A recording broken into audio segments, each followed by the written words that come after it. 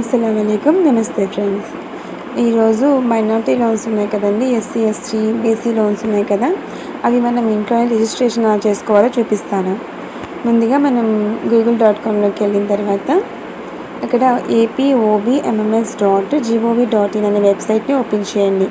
అది ఆంధ్రప్రదేశ్ గవర్నమెంట్ యొక్క వెబ్సైట్ అనమాట, అఫీషియల్ వెబ్సైట్. ఆ వెబ్సైట్లోకి వెళ్ళిన తర్వాత చూడండి, నేను ఇక్కడ ఓపెన్ చేస్తున్నాను, ఆ విధంగా మీరు ఓపెన్ చేయండి. ఇదిగోండి ఫస్ట్ ఆప్షన్, దాని మీద క్లిక్ చేయండి. ఇదిగోండి మనకి డేట్తో సహా చూపిస్తుంది క్లిక్ చేసిన వెంటనే. లాస్ట్ డేట్ అయితే ఇంకా రాలేదులేండి. క్లిక్ హియర్ టు రిజిస్టర్ ఉంది కదా, దాని మీద క్లిక్ చేసి బేసిక్ డీటెయిల్స్ ఫామ్ ఉంది కదా, ముందు అది ప్రాపర్గా ఫిల్ చేయండి.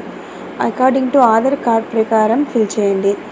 డేట్ ఆఫ్ బర్త్ చాలా జాగ్రత్తగా ఫిల్ చేయాలి. అకార్డింగ్ టు ఆధార్ కార్డ్ ప్రకారమే చెప్తున్నాను నేను, ఓకేనా. నేమ్ కూడా మీ ఆధార్లో ఎలా ఉందో అలాగే కొట్టండి. కొంచెం తప్పిపోయినా కూడా ప్రాబ్లం అవుతుంది. సో నేను మళ్ళీ చెప్తున్నాను, అకార్డింగ్ టు ఆధార్ కార్డులో ఎలా ఉన్నాయి డీటెయిల్స్ అలాగే ఎంటర్ చేయండి. మొత్తం డీటెయిల్స్ కరెక్ట్గా ఎంటర్ చేశాక దాని మీద క్లిక్ చేయండి. I here by declare that all above అని చెప్పి ఉంది కదా, ఆ ఆప్షన్ని క్లిక్ చేయండి. ఇదిగోండి ఇలా చూపిస్తుంది. ఇక్కడ ఆల్రెడీ నేను రిజిస్టర్ అయ్యాను కాబట్టి నాకు అలా చూపిస్తుంది. మీకైతే ఓటీపీ వస్తుంది. ఆ ఓటీపీని ఎంటర్ చేసిన తర్వాత మీకు రిజిస్ట్రేషన్ అనేది అయిపోతుంది.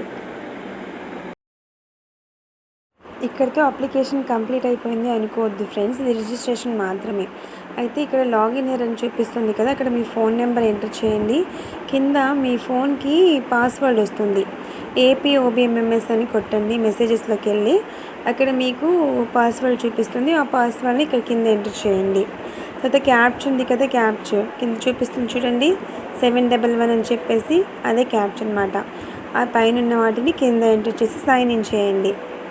సైన్ ఇన్ చేశాక మీకు ఇంకో అప్లికేషన్ ఫామ్ ఓపెన్ అవుతుంది. అందులో మీ ఫుల్ డీటెయిల్స్ మీరు ఎంటర్ చేయాల్సి ఉంటుంది.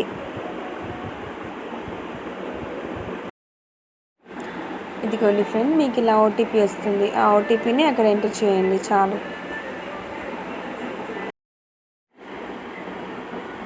ఇదిగోండి సైన్ ఇన్ చేశాక మీకు ఇంకో అప్లికేషన్ ఫామ్ ఓపెన్ అవుతుంది.